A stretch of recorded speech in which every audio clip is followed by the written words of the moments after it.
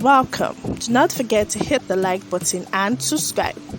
Exclusive. The headlines expresses concern over his continuous detention. The family of detained leader of Indigenous People of Biafra (IPOB) Nnamdi Kanu has expressed concern that those who should speak up over the IPOB leader continuous incarceration have failed to do so, in spite of court judgment ordering his release. As we all know, Nnamdi Kanu is the leader of the indigenous people of Biafra, and is agitating, for Biafra.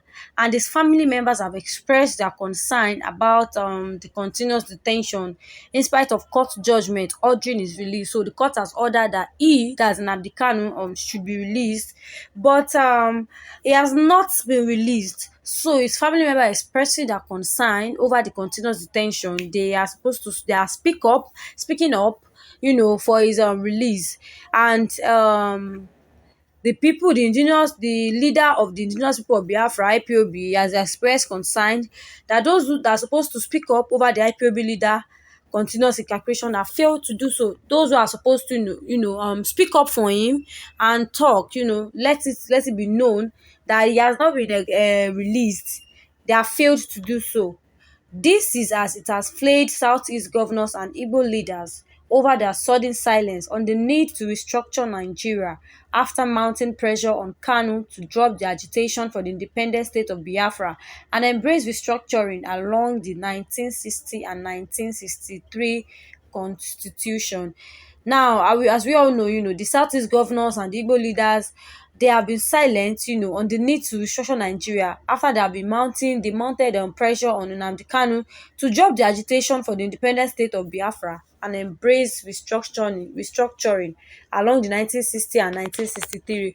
When Nnamdi Kanu started his agitation for the independence state of Biafra, they were together, the leaders and Igbo leaders, the Southeast governor, they were together on him. But later on, they decided to keep quiet and they were all silent.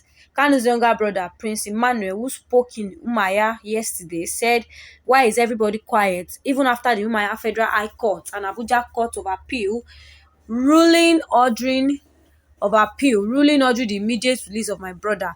Injustice to Kanu is injustice everywhere, not just in Nigeria but all over the world."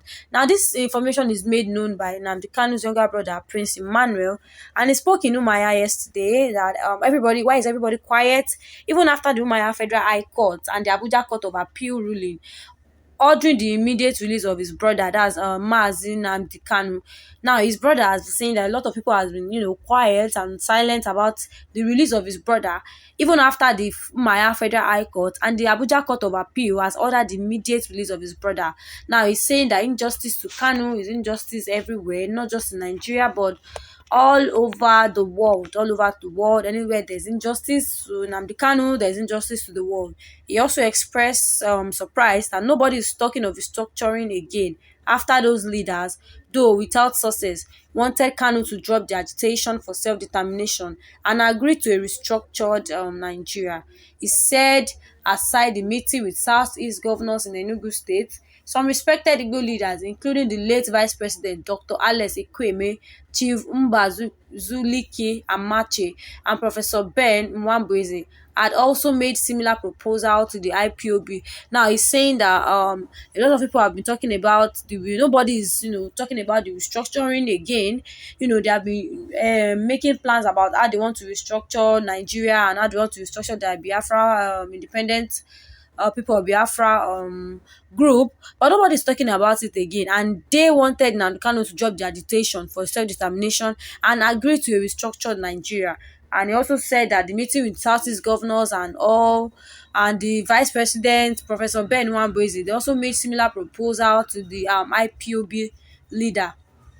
Precisely on August 30, 2017, Nnamdi Kanu met with Southeast governors. In fact, before the meeting, he had met with the late Dr. Alex Ekweme, who pressured him to agree on the structuring of Nigeria along 1960 and 1963 constitution.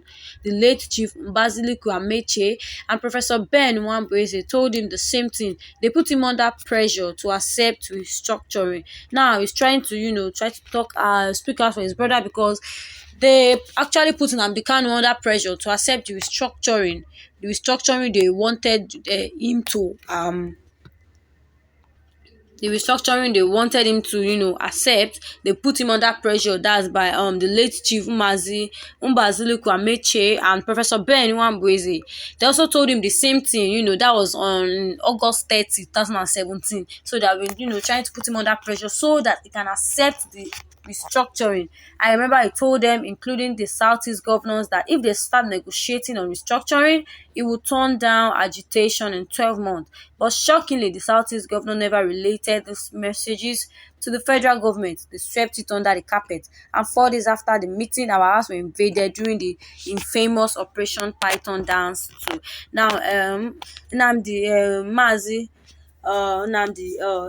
his brother, Kanu, his brother is that's Emmanuel, is trying to speak out for the release of his brother and about what they pressured him to accept about restructuring of the country. He said he remembered that he told them, including the Southeast governor, that if they start negotiating on restructuring, it will turn down agitation for 12 months. But shockingly, the Southeast governor, they never related the messages to the federal government. That is, they swept the message under the carpet. And 4 days after their meeting, the house was invaded during the infamous Python Dance 2. The younger Kanu urged Nigerian leaders to be sincere and stop being hypocritical on national questions if truly they mean well for the country. Now he's trying to tell them to speak out for his brother, and those that they should not be silent, because his brother, that's Nnamdi Kanu, is actually fighting for them, fighting for the peace of the country, for the Biafran people, and not just for himself alone. So he said if Nnamdi Kanu is not released, that's injustice to not only Nnamdi Kanu but injustice to everybody in Nigeria, injustice to everybody in the world. So he's saying that if truly they mean well for the country, they need to stop being hypocritical on national questions, adding that the truth will not be suppressed forever, querying why the clamor for restructuring has suddenly died down. So still on the release of Nnamdi Kanu, his families are still on the matter, and they are urging Nigerians to please be considerate and speak up, and they are urging Nigerian leaders also to be sincere, and they should stop being hypocritical. They should stop being hypocritical. They should be sincere about what the court asked them to do. After the court has ordered them to release Nnamdi Kanu, he has still not been released. So if you're just coming across our YouTube channel for the first time, Independent TV 7, kindly subscribe to our YouTube channel. And if you're a subscriber, put on a notification box so you can get exciting news from our channel. Kindly